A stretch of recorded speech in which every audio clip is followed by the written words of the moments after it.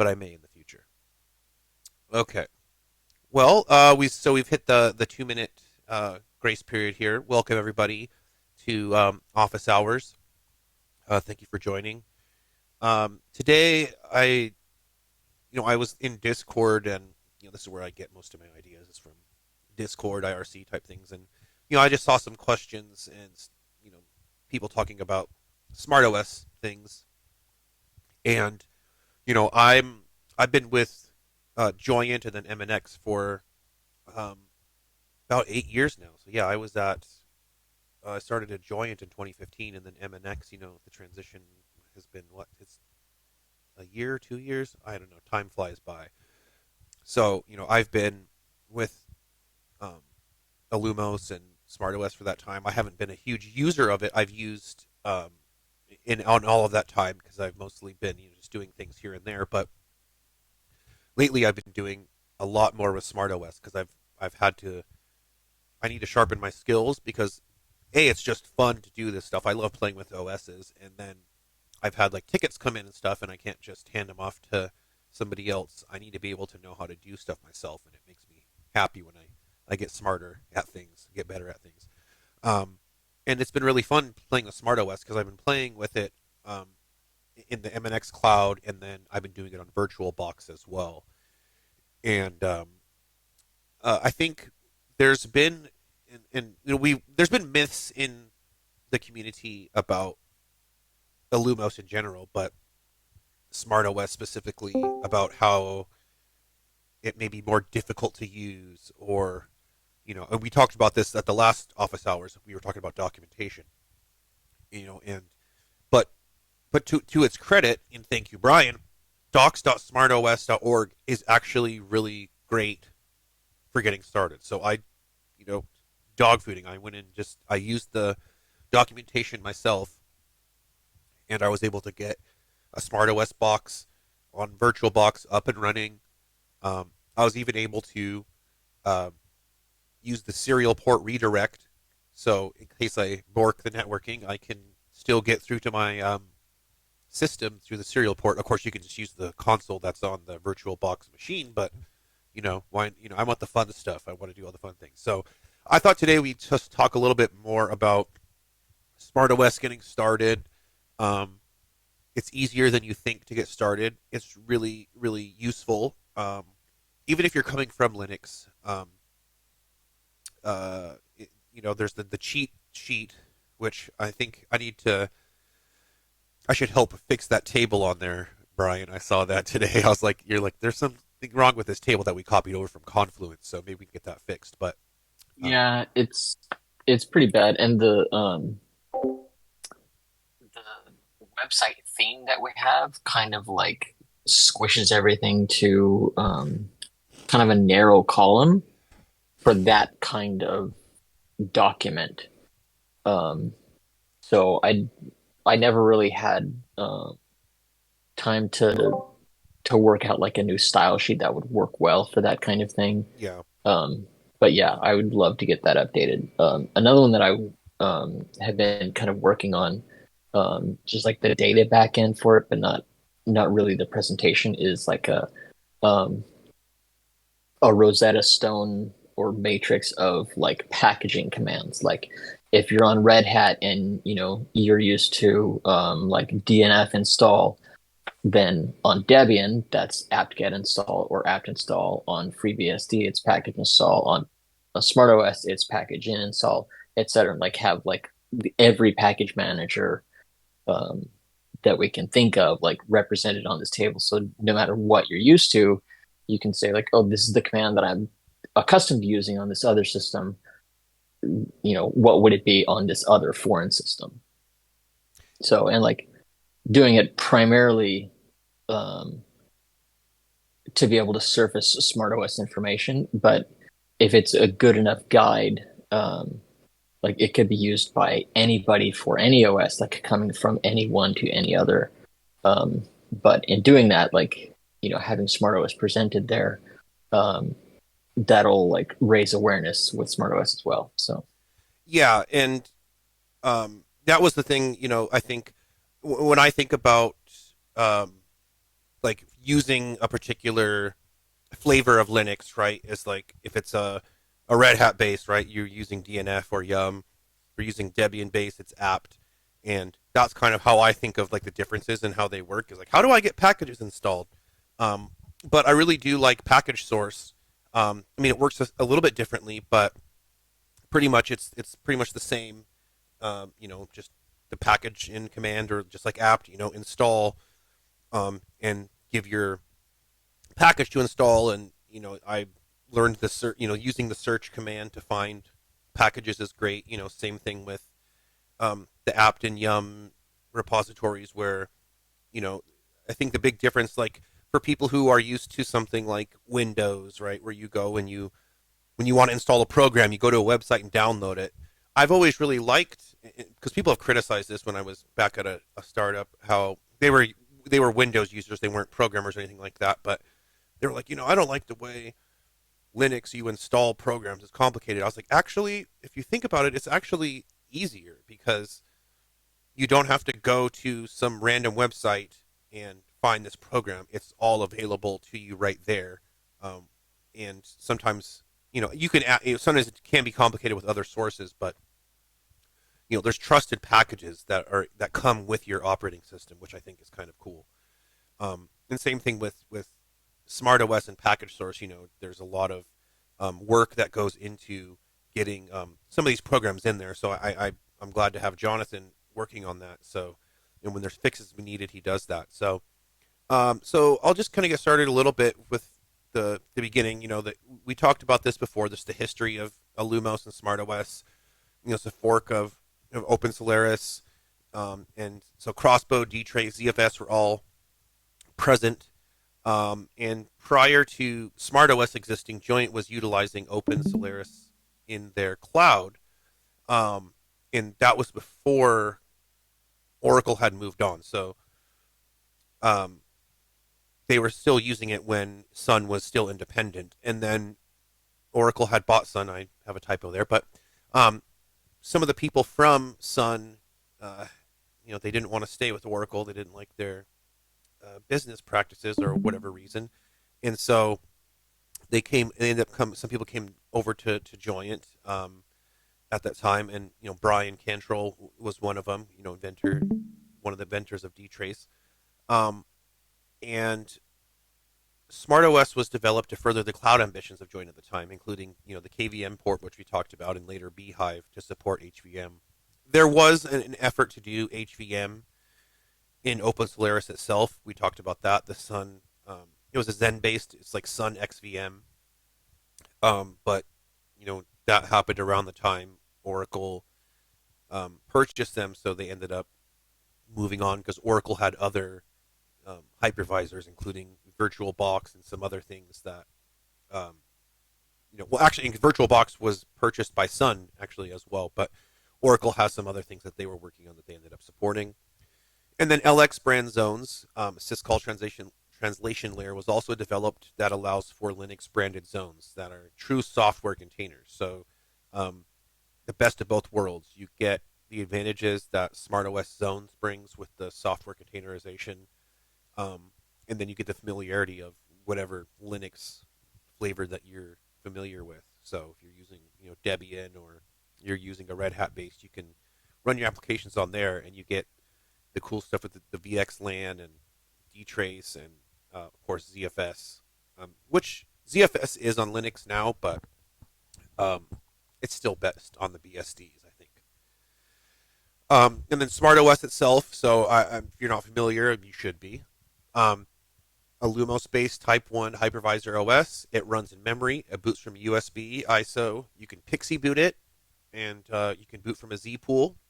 Um, utilizes zones for the software virtualization containers, and that zones was like the containerization. Jails um, is one as well in FreeBSD, but Docker came after these, right? So these are true software containers. So containerization happened long before the revolution, we should say. Um, Beehive and KVM, as we know, for HVM, and then Crossbow, ZFS, dtrace, package source, So all those technologies and then package source. So um, I think I'm not sure what the other Illumos flavors use, but I think package source is unique to SmartOS. I mean, it's on like NetBSD and some other um, BSDs, but I'm not 100% sure what some of the other flavors use for their applications. So Oh, go ahead.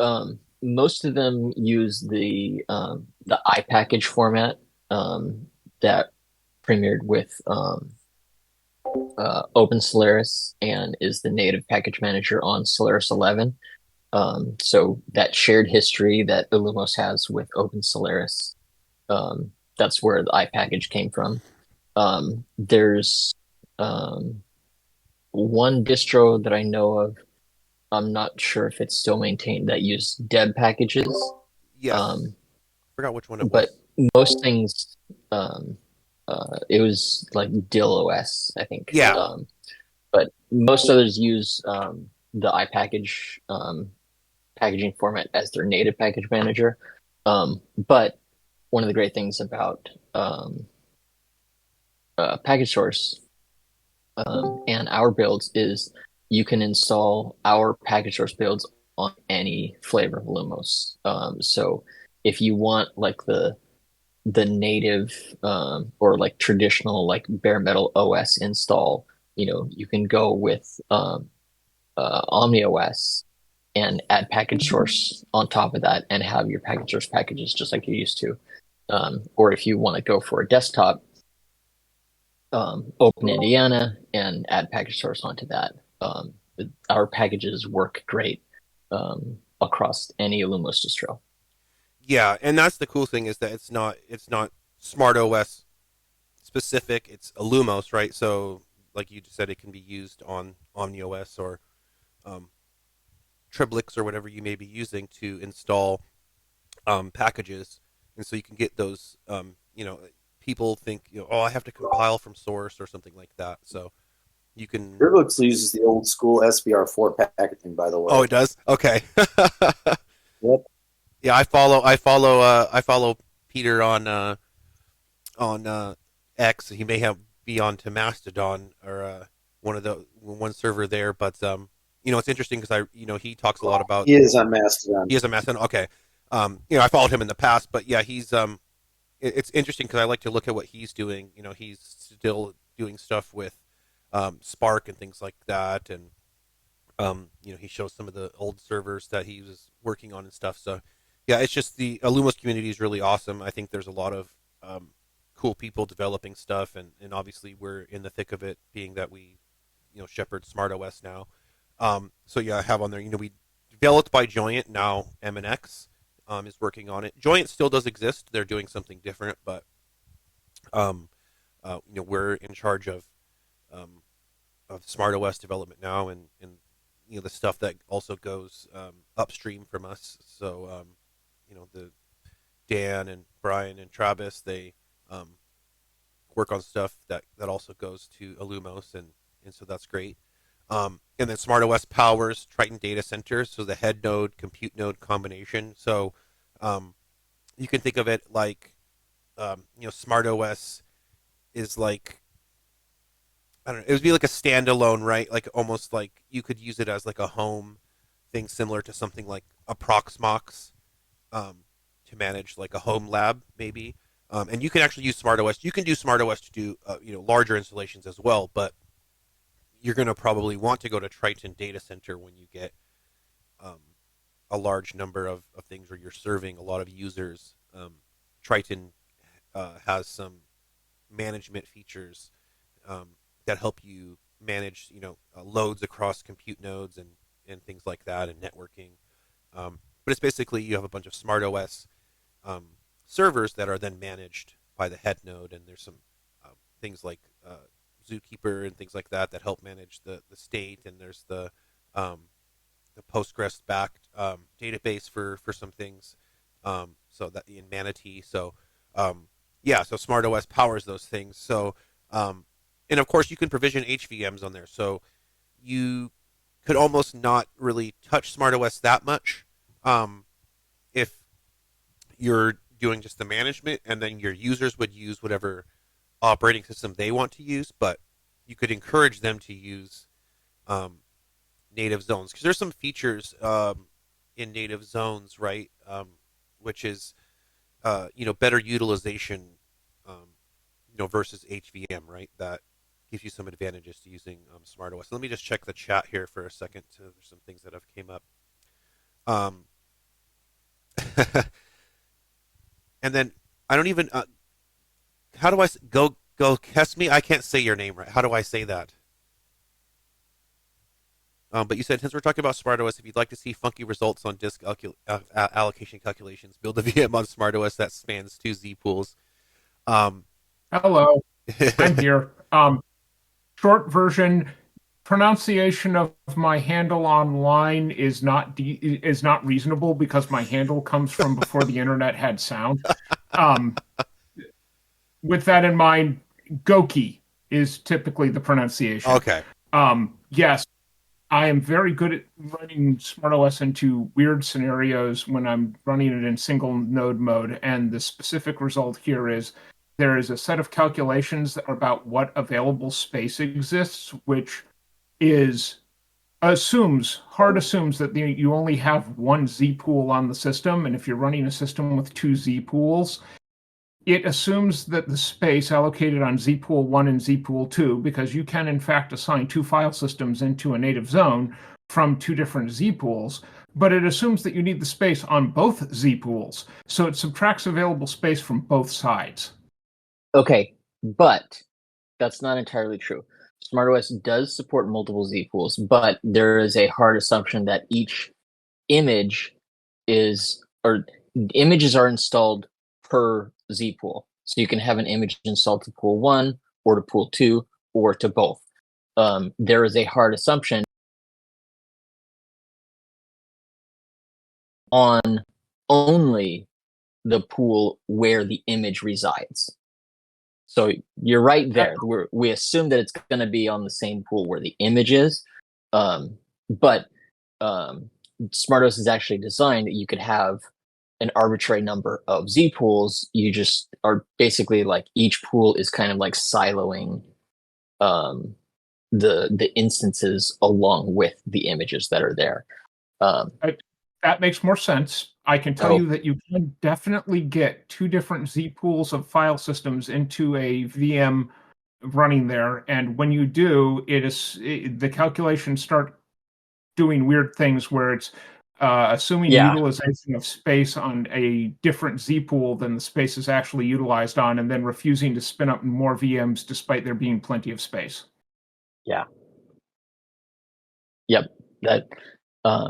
That is something that would happen. And yeah, because to a large degree, SmartOS is like its primary function is to serve as the bare metal operating system for Triton. There are some people at Joint who said SmartOS is just an implementation detail. Like Triton is the product. Like we could swap SmartOS for something as long as the rest of Triton worked properly. To some degree, that's true. To some degree, like there's things that are like very tightly integrated that make it difficult to use a different operating system. But Triton assumes one Z pool, and then it's only going to interface with the system Z pool. But yeah, SmartOS can have multiple. The functionality is built in there, but the code paths for that are not well tested because almost everybody just uses zones. And there's probably some places in there where zones is hard coded instead of looking up dynamically the system Z pool. So Dan has asked what problem I was solving with two Z pools. The answer to that is I run a SmartOS machine at home as my home server. And that SmartOS machine serves two very distinct purposes, one of which is operating my instance of GitLab, my build environment, and that sort of wonderful excitement. And the other side is it's also my time machine backup. And the time machine backup is done via SMB sharing. And that all works great, but the VM image that was doing that was running from the SSDs, which is where all of my working set is, and it has a single spinning Rust hard drive that is where the time machine backs up to because spinning Rust is still cheap. And thus, I had a VM where it was running its operating system environment from the SSD Z pool, but needed to also have the spinning Rust Z pool exposed into it for the time machine backups to hit.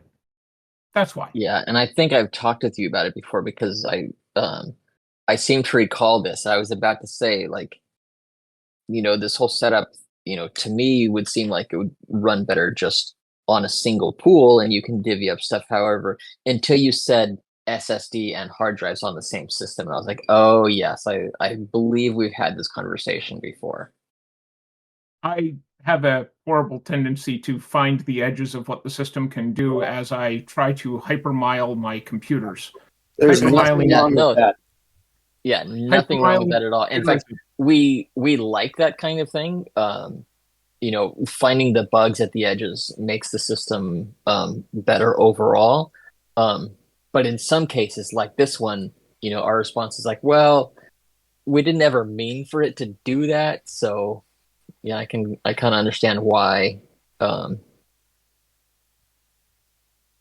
so Yeah, and this is why I wanted to have this discussion, because there's use cases and stuff that we're talking about on Discord that's like super interesting. And Goki, thank you for. I want to say especially thank you for those Ansible playbooks, because I was using those pretty extensively to get. I got WordPress running using that, so I used your playbooks to deploy. It deployed Apache and PHP, and then I just used package source to install MySql, and you can use Percona or MariaDB, whatever may be available. I'm not sure if that's available in package source, but I know Percona is, which is MySql compatible, of course. I just used that, and I was able to get WordPress up and running, which I'll show here in a few minutes. But um, another cool thing about SmartOS and a cool thing about Ansible, it supports it, right? So Ansible, you don't have to, and we talked about this during the image creation office hours, right?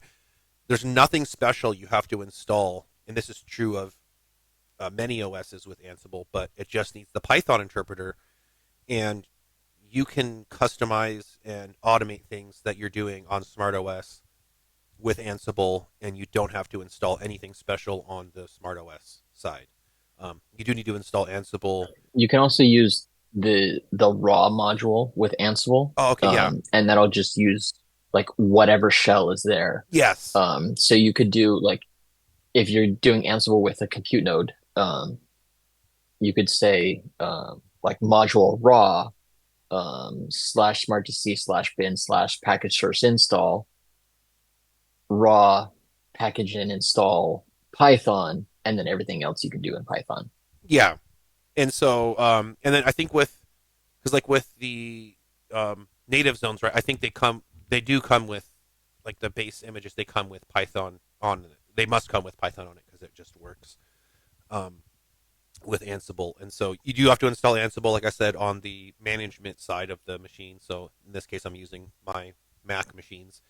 But all I had to do was install the Ansible tool, and then it detects that it's SunOS. It finds the Python interpreter, and it knows about package source. So you can use in the playbook, for instance, the one Skokie sent me. It just has package source present, and you put the applications you want to be present on the machine, and it goes and installs them. And then, of course, this utilizes the httpd.conf file that he's modified. It just replaces that from the target from the source machine to the target machine, and it works. It reboots or restarts the service with the right config, and it just works. And so, anything that you want to automate, you're doing over and over, you can use Ansible to do that. You can always use, shell scripts if you want as well. But Ansible seems to be a good way to do things because it's so widely used and there's a lot of documentation on it. So, and of course, I think we were talking last night after hours. Did DJ Hyper had mentioned Danube Cloud, which I wasn't aware of, but I think some people might have been aware of. Nick, our CEO, was aware of. Um, they basically created their own um, like fork of Triton in a way. So I don't know if you've heard of Project FIFO, but which was one that I was aware of a long time ago. But um, Danube Cloud, the Noob Cloud is what we thought it was called. Um, they actually they're using Ansible and some other things, and like they're using like OpenSense for a router as like a default, but they have the same kind of head node, compute node uh, design, but it's completely using different stuff um, with than what Triton is using. It's using SmartOS, but has some different stuff in there. And so I was looking at that. It looks like they haven't had a commit since February of last year, so I don't know where they're at, but it was interesting to see somebody else Yeah, implement their that. stuff is pretty old, and they're lacking some important updates. Yeah, So Robbie, I can't really, in good conscience, recommend for people to like use it or check it out. But I mean, some of the stuff's kind of interesting from a more academic standpoint. Robbie, I believe it's pronounced Danube, like oh, the river. Danube. Okay, like the river. Yeah, Yes. that's what I Okay, thought. that's correct. Yeah. I want to call it the noob, the Danube, because I want to be a noob. Um, but yeah, that was it was interesting to look at that last night because but like you said, they're because I was looking and I was like, do they have Beehive? Because like all of their stuff had mentioned KVM, and um, they do have Beehive somewhere in there because I did find some documentation about that. But but yeah, it's just interesting to see. Like I'm surprised that I never came across it before, but you know it's interesting to see somebody using SmartOS to do that. Similar, like I said, to Project FIFA, where there was like a using SmartOS as a base and then the head node, compute node way. But like you said, they're behind on some things. So of course I still recommend Triton in place of that. But still interesting to take a look at just how they architected some of their stuff because it's just interesting to see how people are using SmartOS and things like that in different ways. Um, and so getting started with SmartOS. So, like I said, the last one we talked about documentation. USB, ISO, Pixie Boot can be installed to zpool. We talked about that a little bit. Bare Metal, Cloud, and can be used in a VM, VMware, VirtualBox, and other hypervisors. I don't know if there's instructions on other hypervisors, but um, it's pretty easy in um, VirtualBox. I know that because they've actually added um, Illumos as a subtype in VirtualBox in this latest version. So it's a lot easier to just select that, and the options are selected for you. Because I think before you had to select the correct NIC and like turn audio off and do a couple other things. Where selecting Illumos just takes care of those things for you, so you're not having to do as much customization to get it working. Okay, yeah, can be installed to a bootable. Let me just bring Dan's comment in here. Can be installed to a bootable zpool. Yeah, newest just SmartOS, but essentially an on-pool USB key under the hood. So that would, yeah, it would be basically instead of using the USB key, you're using the bootable zpool to boot, and that could be more probably potentially more reliable than the USB key because I think one of the things we've seen, Pixie Boot is great too because then you're just able to distribute the images out from the head node. But and then there's also the software. There's a Pixie Boot option where you can use like the URL. It'll download the boot and or download the image and boot from it. I actually saw that in Equinix. And Brian, I think you worked on that, correct? Yeah, I did. And we also got integrated with netboot.xyz, um, which is pretty cool. It's basically like iPixie with a menu of, um, I don't know, like 30 different operating systems and distros and stuff. And the mechanism that we set up, if you choose SmartOS, it'll allow you to like boot from like the 5 most recently released platform images. Going back 10 weeks. Yeah, something like that. Maybe it's only 4, but yeah, you get a choice of them to boot from when you come up, which is pretty cool. Yeah. Yeah. The Equinix Metal case was interesting and motivated a lot of work that led to disk bootable SmartOS, quite frankly. It was a very interesting motivator to generate a lot of work relating around to obviating is too strong of a word, to not necessarily requiring USB keys to be anywhere in your deployment anymore. So the Equinix Metal work was a fascinating motivator for a bunch of goodness. Yeah, and it was really fun um, using that. It was like okay, I can go to. It was just the fun part of being able to deploy a Triton cloud. Um, in I think the time I think would say about 25 minutes maybe, and that's just the provisioning time and things like that. But it was really cool because I was able to actually provision a whole Triton, um, you know, head node and some compute nodes, have public IPs, and deploy a machine, and then have I use lamp stack because I used LX Ubuntu machine on it. So I was able to provision the whole Triton cloud, then provision a Ubuntu LX machine and have a website going on it in like 20 minutes. And it was like, this is really cool. Like you can have your own um, publicly addressable cloud, private cloud, essentially in Equinix Metal in a very quick amount of time. So if you were, zero to Triton in less than an hour. If you were thinking, especially if you had, let's say, an on-premise Triton cloud and you needed more capacity, you could have a second set deployed in Equinix Metal really quickly, like you needed to burst out for some reason, or um, you had a project that you're working on and you don't want to, you have capacity that you need. It just works, and so that was really a really fun thing to use. Um, and I remember I did run into some issue, Brian, that you ended up fixing really quickly, but because once you provisioned one thing, it like got stuck on something, but you quickly fixed that. So, but that was really cool.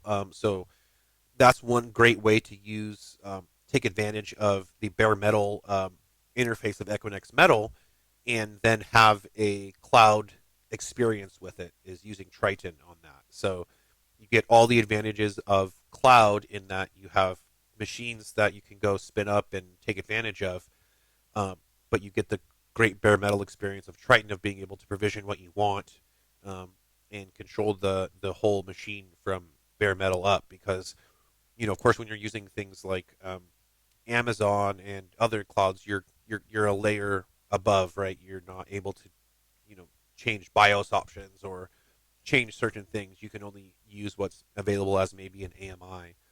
Um, so this gives you that advantage of being able to have more control over things, but still have the advantage of cloud and all the public IP addresses that you need and all things like that.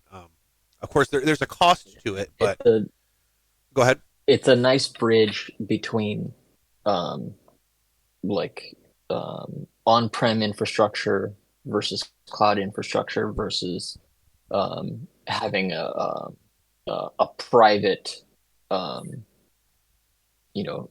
exclusive access like cloud-based private data center. Yeah, you don't have to worry about the connectivity. You don't have to worry about like remote hands necessarily. If you were like, you had a private cloud, let's say in a colo, where you deployed your own hardware, um, and then you don't have the difficulties that you run into, like getting hardware and getting it installed, all those things, right?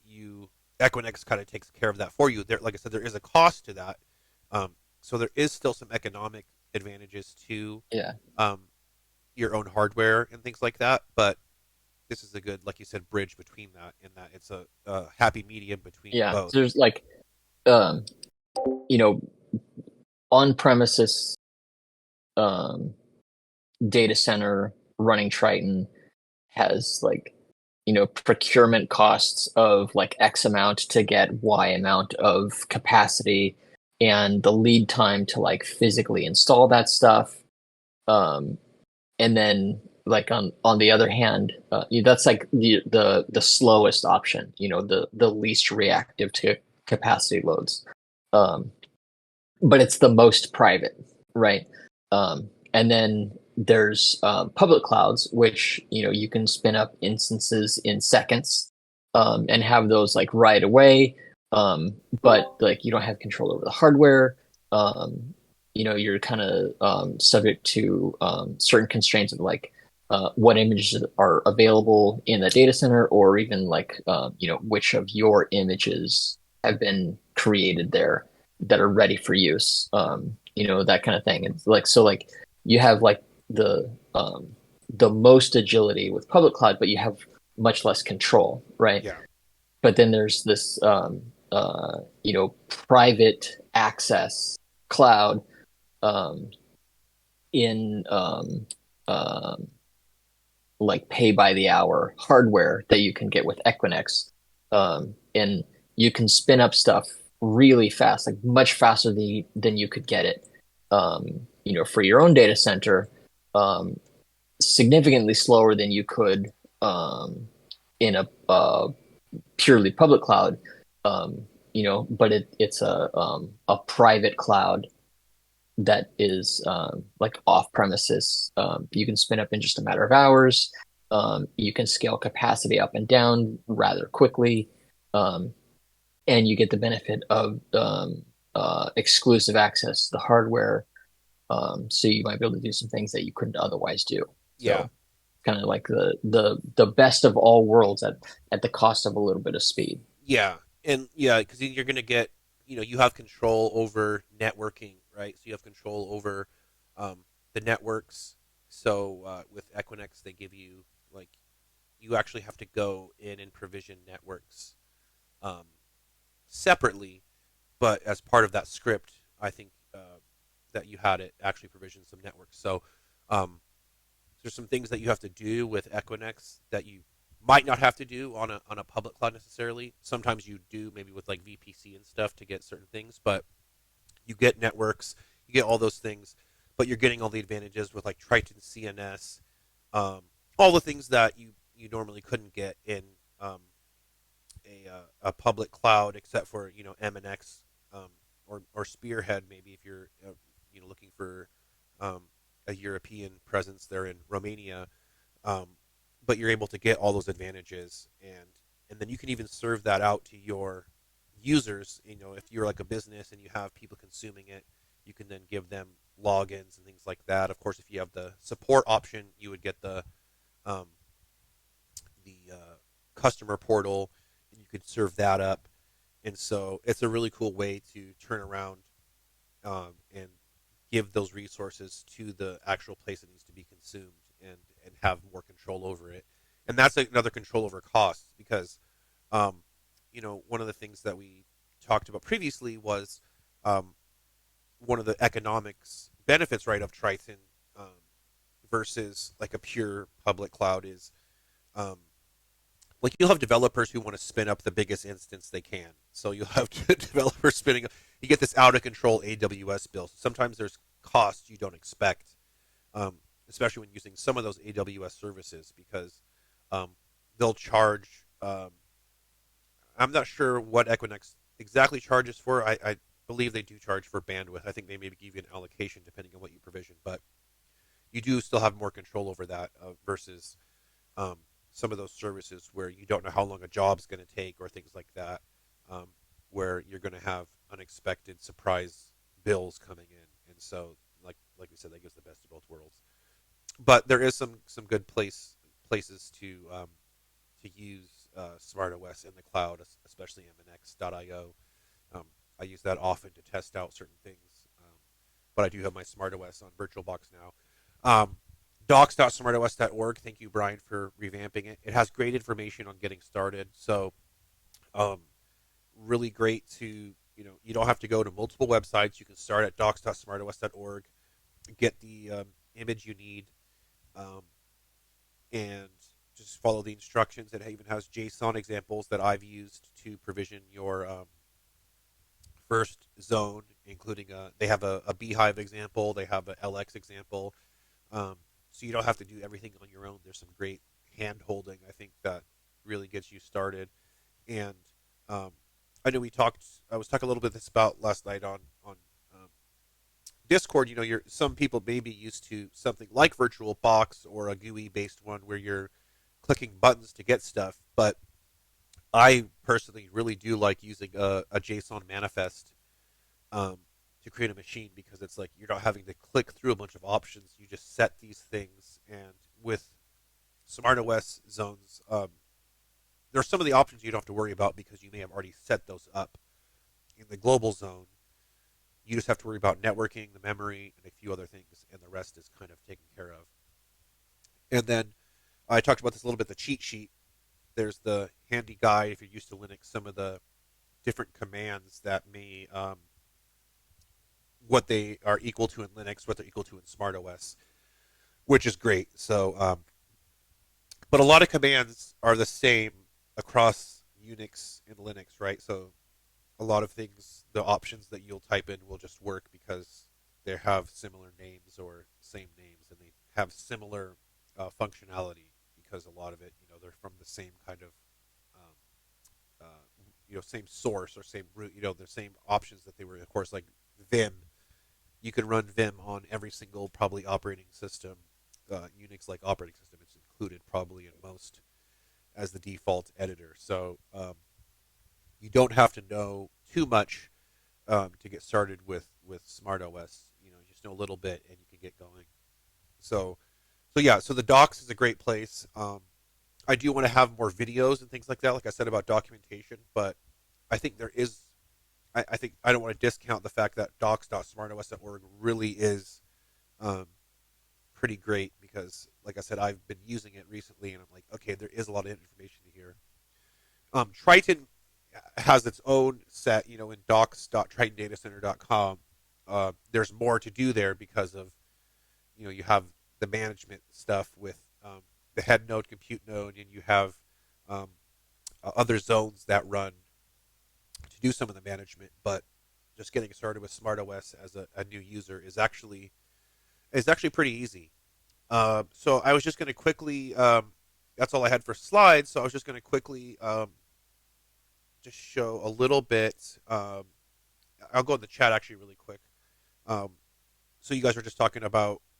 I think were you mentioning, Dan, that usage patterns. I was just right. trying to get a feel for the room. Sorry, didn't mean to steal anything away, Robbie. No. That's perfectly fine. I want to have this more as of a discussion. I don't want to have to do it all, but that's definitely what I wanted to talk about too. Was how many people are just doing Triton. Looks like Oki said he's running both Triton and SmartOS. Jasper, you said you're doing Triton, so you're using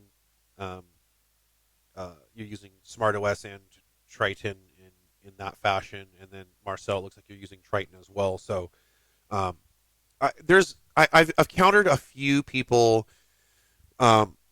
using like SmartOS for actually some production stuff on like SDC mailing lists, and we've gotten in the past, I think at Joyent, we got like a few inquiries for people wanting SmartOS support, which at the time we weren't really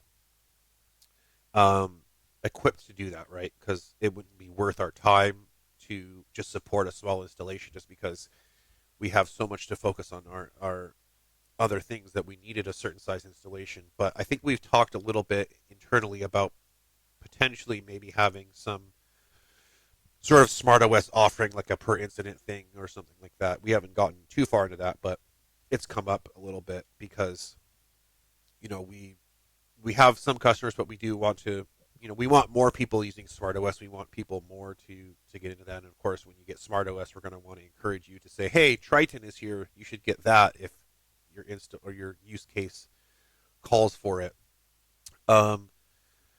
So okay, and then Okay, there's a question here from Nicola. Any news on DHCP upgrades in Illumos for, say, in-cloud IP provisioning for SmartOS as a guest OS? Um, and I don't have any idea on What that. do you mean by that? Hold on. There's a couple of, yeah. There are multiple things that help. Um, there are multiple things that help there. You want single, yeah. You want to be able to do point-to-point Ethernet. It looks like, or have the router be on your subnet but have a completely different IP address, which are base Illumos can do with manual configuration, but it looks like you want to be able to just pull it right out of DHCP. That I don't think there's anybody in Illumos working on that. But that's something like that is an Illumos problem. Yeah, good. You see, yeah, you said Illumos. Yeah. Nobody I know is working on that, but it's not to say that somebody couldn't with enough motivation. Whoa. Sorry. Oh, Robbie's live stream went away. I thought it was something else. My bad. No, no, I did that on purpose. I'm just changing up here really quick. I'm just going to share a terminal cool. and a screen really quick. So just give me 1 second. No worries.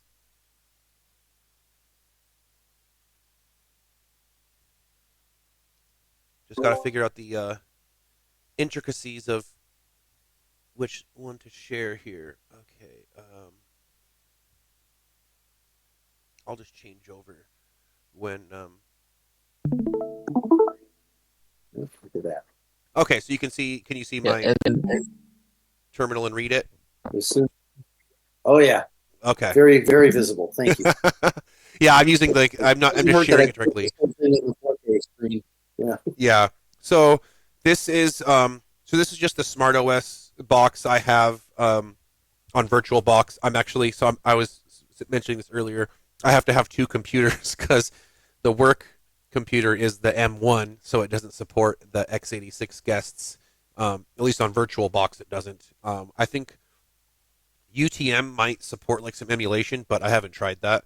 I don't really like UTM quite as much. I do use it actually for some other things, but um, I was going to just show really quickly, so I just did a basic install of SmartOS on VirtualBox, which was I really just followed the guide, and Brian actually has an ASCII cast that he put up on docs.smartos.org that just like walks you exactly through like a first install, and I just did that. So I think I'm just still booting from.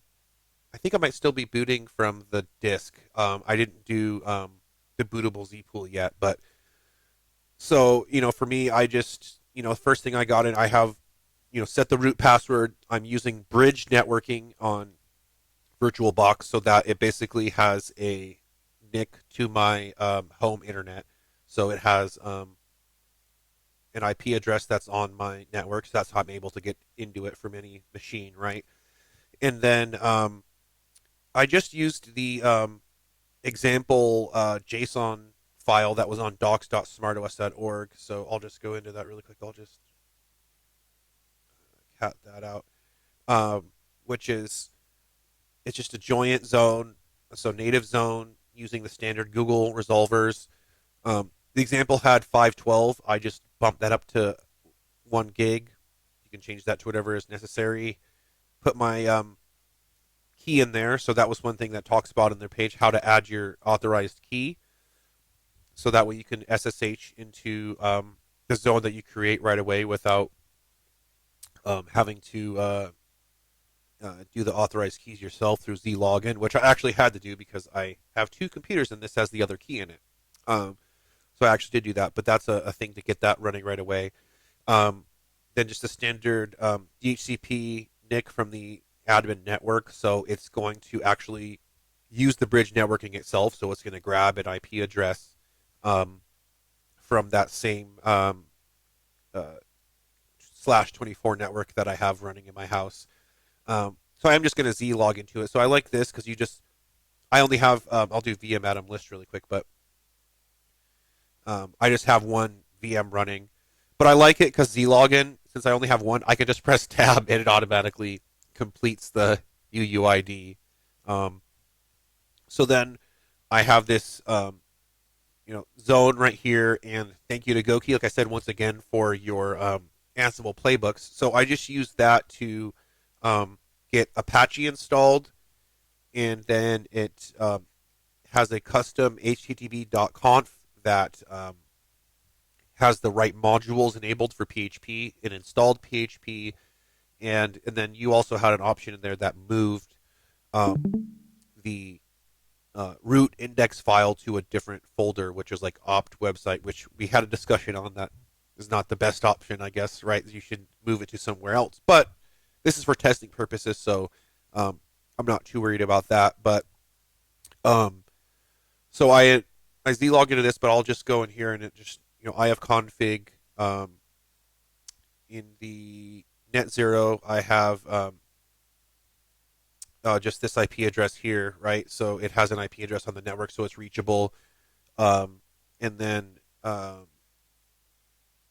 just show that I have Apache running, and then I also have MySql online as well. So I was able to get MySql. And what's great about let me see if I have it back up here here is when you install just find it really quick. When you install things through package source, it actually has some things in the I'm sorry if I'm scrolling through here, but just find it here.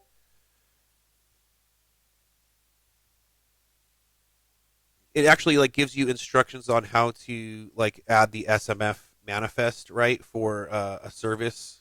Why did I not pre-do this? So let me see here. Oh, here we go. So for instance, when you install MySql, it will say this package has SMF support. You can use svc atom to enable, disable, or restart services. To enable you the instance for this package, just run this. So I just copied and pasted this command. And so that enables MySql as a service. And then it actually gives instructions here on how to use the MySql secure installation. So that helps you change the root password and get that going. So this is why I like package source and installing things, because it gives extra instructions on how to set things up. So you're not just like, because one of the things I think I had previously in the past when I was using SmartOS, which was my apprehension to using it, was I don't know where things are. I don't know where things are installed or configured, but there's easy ways to find out. And that's what I had to realize is like, but actually there's instructions that come with it. And things are usually stored in opt local etc for a lot of things. So there is an easy place to find some of the things that where they're installed and all of that. So yeah, so thank you to, like I said, once again, thank you to Goki for those Ansible packages, or so playbooks. So it got installed. So I'm just going to show here if I do. I talked about this a little bit earlier, but in Apache they have an option now where you could actually for vhosts you can do strict host check. So if I try to go to this IP address now, I think it was it'll actually give a 400 bad request, because in the http.conf I have the server name set to a host of wordpress.local, right? And then I have strict host check on. So it will only serve up the page if you ask for it with the correct server name. So it has to match what the server name is. And I think I'm just going to edit my hosts and do that really quick. And yes, I'm a noob. I'm using Nano because I'm still not good at Vim, although I do use it a lot more now because it has so many good shortcuts. You could just jump to Emacs too, Robbie. There's nothing wrong with that. No, I know. I'm just saying. Use both. Yeah, I'm just saying. No, yeah, and I'm saying, and one thing is too, I do actually like.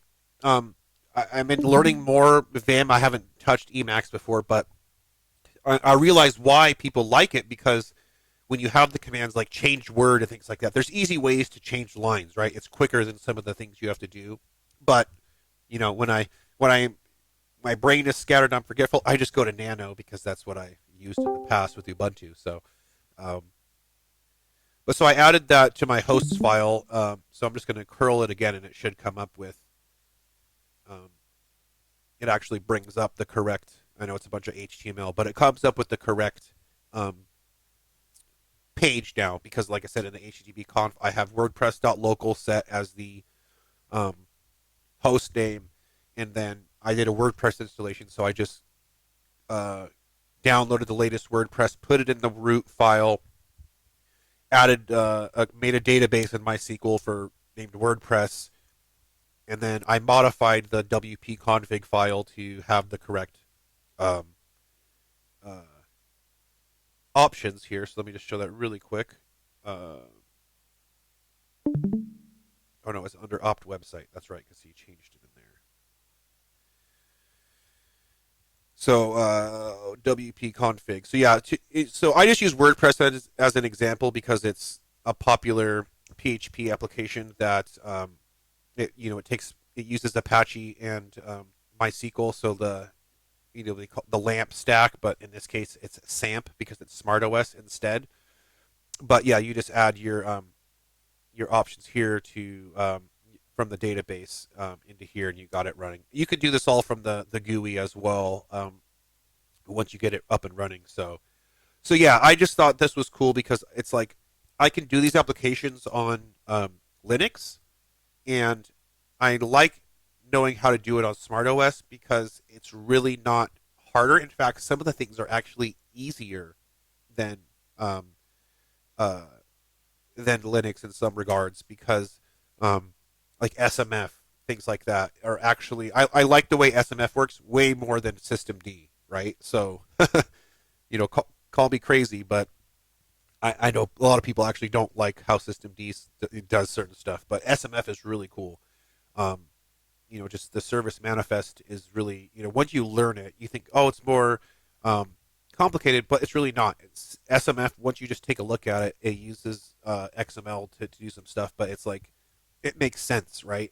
And systemd, when you go use that, and it works differently between operating systems. Sometimes you're like, whoa, this is crazy. But I've really liked how it's been consistent on SmartOS and Illumos with the SMF manifest. So yeah, that was me getting like this was me. I was basically I didn't know I really couldn't even use SmartOS. I could use it a little bit, but just the past week, this is what I've been able to do: get something up and running and working with the documentation um, and just following along. And then I did know some Linux stuff, so that helps. I knew some commands, but yeah, it made it really easy to get started. Um, so yeah, I mean, it's not harder, it's not more difficult. There's some stigma and myth around SmartOS, but we wanted to dispel that and continue to dispel that because I was actually looking at some old Reddit posts too of people talking about Illumos, and it was cool to see that this was just a couple years ago. Like people were comparing how great SmartOS and Illumos was. People were trying to compare to like Proxmox, and they're like, you're kind of way off and all that. But there is some comparisons to what you could do with your resources versus something like a Proxmox or certain other hypervisors where SmartOS really does make sense. So, and let me just check in the chat. There's a topic that came up here. If I could figure out where my mouse is, there we go. So Nick, I had a question. I have a topic. Where do you put your ZFS encryption data sets, keys, hex passwords? Somewhere on the network or on another machine to bring them during the boot time over SSH and then mount data sets? Any practical ways you do it? Okay. And then Brian answered, it's intended that you have it on like a hardware key, like a UB key. Yeah, and with Triton, there's a KVADM or KVM API that will actually broker keys on behalf of compute nodes. So compute node will boot up, and it has a YubiKey in it, which has its own hardware key, right? And then when it boots up, it sends a message to KVM API, and KVM API will fetch the decryption key, give it back to the compute node, and the compute node can then decrypt the pool. So everything's brokered through the head node, and there's even mechanisms built in so that like if the compute node loses access to the head node, it'll operate for a certain amount of time before it decides like it's been too long, and like maybe there's something malicious in the way that has caused me to lose access to the head node, before it like basically shuts down its own access to the pool. But as long as it's in communication with the head node, it'll renegotiate keys, like session keys, to have continued access to the Z pool. So it's built into Triton, but it's kind of you got to fill in the missing pieces on your own if you're using standalone SmartOS. So Yeah, and he mentioned that the case of defending hardware being stolen, like the whole machine, or like somebody.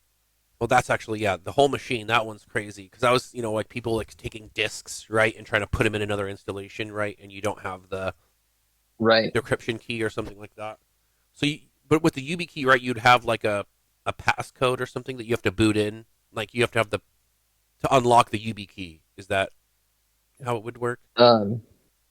Yeah, I don't remember offhand how it is that we handled that. Because I don't have any of my CNs set up that way, so I don't really deal with it day to day, and I didn't implement the code. So I'm not sure. But yeah, like we had talked about, like Alex Wilson implemented a lot of this, and then Jason King like brought it over the finish line. And we had talked about like these stories that we had heard of, cases where like a server was dropped into liquid nitrogen to preserve its memory state so that it could be transported for like forensic analysis later on, so that like the decryption keys would still be in memory there. And so we're like, okay, like what if that happened? Like how far should we go to defend against that? So yeah. Yeah, I remember when I had first heard about something like that. Like if you super cool the RAM, right, it will save this. It won't discharge, right? So it'll have the state still saved. Yeah, right. Yeah, and that was like the first. I remember hearing about that the first time. They're like, "Yeah, that's what we can do. You super cool it, and then even if it's powered down, it will still have the information in there." And that's where encryption, right, is stored. If it's decrypted, it's stored in memory, and so you could theoretically take that after discharging, like you said, liquid nitrogen is one case or something like that. Now that's pretty extreme. So we think about safety at like a data center, right? So there's like if you've ever seen any data center videos, or you've been to a data center, there's like 3 or 4 different types of security. There's of course there's security guards, and there's like retina scans sometimes, or prox cards, things like that. But oh, go ahead. With something like that, like security is always about like you need to define your threat model and to figure out what you're protecting against. I mean, like lots of people talk about like, oh, full disk encryption and encryption at rest. Like, okay, sure, but once a compute node is booted, the operating system has full access to the disk, the storage data, anywhere, right? So are you protecting against like the operator of the cloud that you don't own that maybe is going to copy files or whole disk images out of the system without you knowing, it's already decrypted at that point. You're not protecting against the operator of the cloud. If you are, then you're doing your own encryption inside of your instance.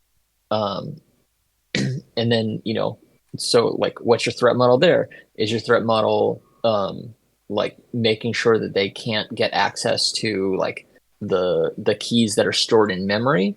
Well, like that's a different threat model. You have to deal with that differently. But if we're talking about the context of a Triton data center that is running and a public cloud, like say, MNX, like if we're going to have encrypted compute nodes,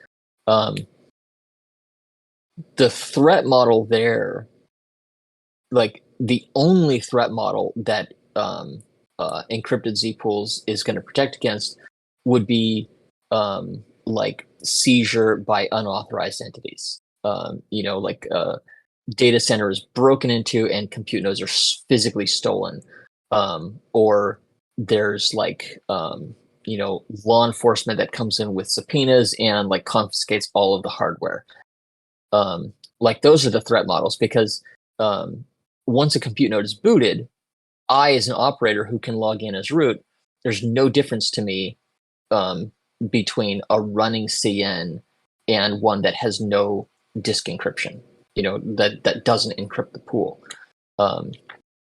So the threat model with encrypted CNs really is largely seizure of the physical compute nodes, and that it's maybe you can check a box somewhere that says like, oh, it's encrypted, but when it really comes down to it, it's not doing much to have encrypted Z pools, because you can't hide the decrypted data from the operator. It's still there. If that is what your threat model is, then you need to do your own encryption inside of the instance, or do the encryption like in a service in a different physical location, so that then like the instance is only storing encrypted data ever and like doesn't ever have encryption keys. Yeah, and I think that kind of So answers a little bit of his security question. is a big conversation. Yeah, I think that kind of answers a little bit of the question. Like that doesn't seem to protect the hardware from being stolen, including its UB keys. What I think, if I'm not mistaken, there is a way with UB keys, right? That, and I'm not sure of how it works on Triton specifically, but yeah, there would be like a. Don't worry, I'll post this so you can re-listen. I do need to post the last one too, so I'll get these both edited later today. But UB keys usually you have like a password, or a kind of like with your SSH keys, right? You have like a passphrase. I believe there's a passphrase with UB keys, right? So that it wouldn't just be like just there's it multiple unlocks. modes that it can operate in. One is just like tapping it, and another is like pin entry um, to do the initial unlock. And like I said, I don't remember exactly what the story is with compute nodes, because one of the concerns was, well, what if a compute node reboots in the middle of the night? Like, does it need to just be down until an operator can come in and like enter the pin so it can boot up? Like, what do we do in that case? Yeah, And I remember having a discussion about it, but I don't remember what the resolution was. Um, yeah, and and some of that comes down to like, yeah, and to kind of answer what you just put in, Jasper, a pin would then be entered to be a remote via BMC. Like then you would probably hopefully have, right, like a VPN with certificates, right? So there's another layer of security just right, to and access that. console access. Uh-huh. Exactly. Yeah. So that you'd be able to do that, right? Yeah. So there is some things to be thought about, and to kind of and also I like your answer. It's about checking boxes on my ISO 27001 list. You think of the threat, the security threat model, right? You think of somebody like PCI compliance, ISO compliance. Um, Usually, a lot of times, you're doing you're not doing it necessarily because of just the threat model. You're doing it to, you know, these are recommended things because you need a certification, but also because you don't want your data to be stolen. But a lot of times, you're just checking off boxes to make sure that you're compliant. That you can say, I have this compliance. So if a person does come along and wants to use the cloud. So, something like HIPAA compliance, um, things like that, right? That also that's a two-part thing, as kind of what you said, Brian, is that the cloud provider in the case of like a provider, they'll do X, Y, and Z, but then you as the consumer of it, you have to encrypt your data too, so that they give you the ability to do it, but the data and keys might be stored with you, so that yeah, the hardware could be compromised or taken, but they still can't get to your data because it's encrypted with your own encryption option, right? So Yeah, like if we announced tomorrow, you know, new feature of MNX.io, all of our compute nodes now have full disk Z pool encryption. You, as a consumer, a tenant who is renting compute time in MNX cloud, nothing changes for you. Literally nothing. There's no way for you to interface with encrypted data. Your data is not protected from us in any meaningful way. Um, it would just be, it's um, uh, just a marketing gimmick. yeah, It's toasted or whatever. Um, it doesn't provide any meaningful security as far as our target customer is concerned. Um, so if you're going to use um, the Z-pool encryption with Triton, my recommendation is make sure you understand what your threat model is and exactly what you're protecting against. Because encryption is not just like magic pixie dust that just makes things safer. Um, you have to understand what it is you're protecting against and how that mechanism or control is going to further the goal of securing in the context of what your threat model is. yeah. I mean, we see.